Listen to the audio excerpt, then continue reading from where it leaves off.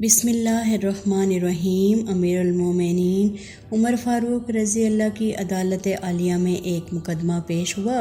دو خوبصورت نوجوان ایک نوجوان کو پکڑ کر حاضر ہوئے اور فریاد کی، اے امیر المومنین، اس نوجوان نے ہمارے بوڑھے باپ کو قتل کر دیا ہے، اس ظالم قاتل سے ہمارا حق دلوائیے۔ آپ نے دعویٰ سننے کے بعد ملزم کی طرف دیکھا اور دریافت فرمایا کہ تو اپنی صفائی میں کیا کہتا ہے؟ ملزم نے عرض کی، ہاں امیر المومنین، یہ جرم واقعی مجھ سے صادر ہوا ہے۔ میں نے زور سے ایک پتھر اسے مارا تھا جس سے وہ ہلاک ہو گیا تھا۔ فاروق اعظم نے فرمایا، گویا تو اپنے جرم کا اقرار کرتا ہے؟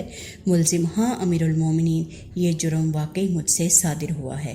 آپ نے فرمایا، پھر تم پر قصاص لازم ہو گیا اور اس کے عوض تمہیں قتل کیا جائے گا۔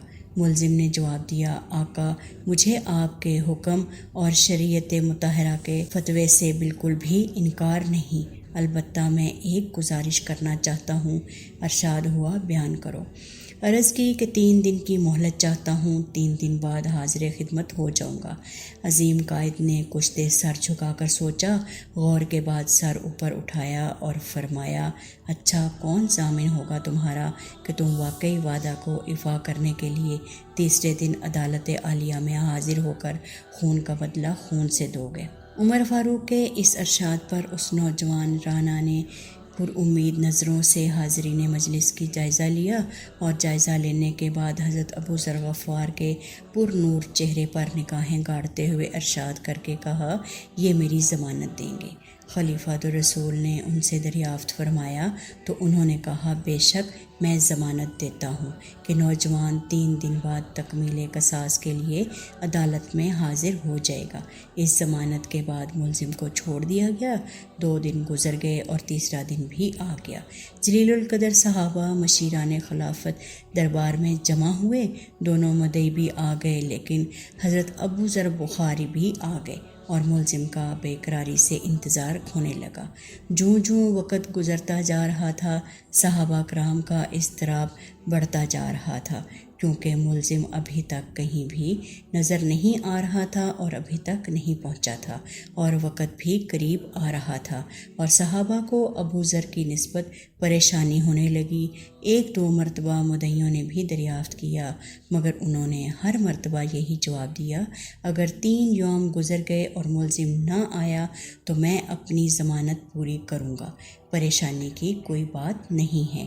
جب حاضرین پریشانی کی انتہا پر پہنچ گئے اور دہلا دینے والے انجام کے تصور سے سہم گئے کہ اچانک ایک طرف سے ملزم دربار میں حاضر ہوا۔ اس کا جسم پسینے سے شرابور تھا، چہرے پر گرد جم چکی تھی، مسلسل بھاگنے سے اس کی سانس پھول گئی تھی۔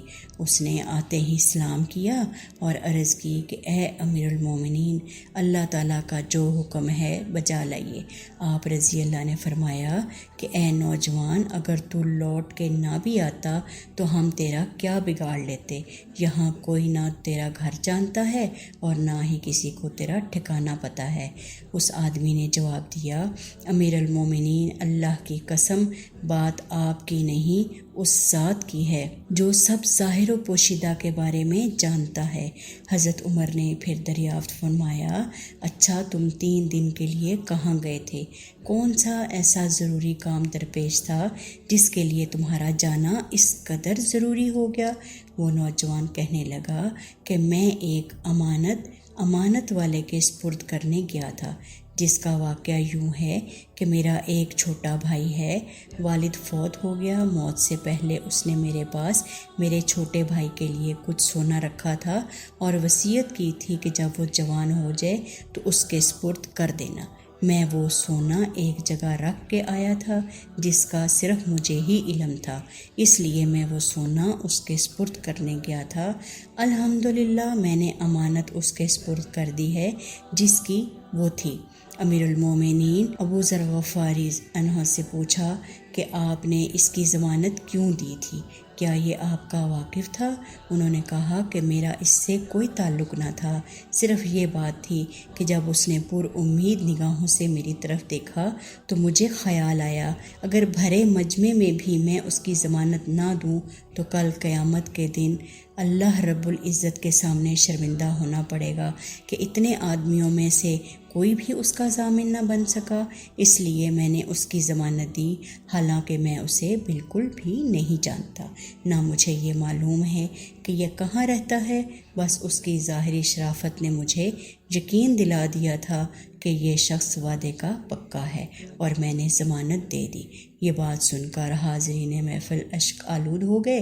وہ دونوں بھائی بھی جو قصاص کے مدعی تھے آگے بڑھے اور امیر المومنین سے التجا کی کہ اے امیر المومنین، ہم نہیں چاہتے کہ اتنا نیک آدمی ہمارے باپ کے قصاص میں قتل ہو جائے، لہٰذا ہم اللہ کی رضا کے لیے اپنے باپ کا خون معاف کرتے ہیں۔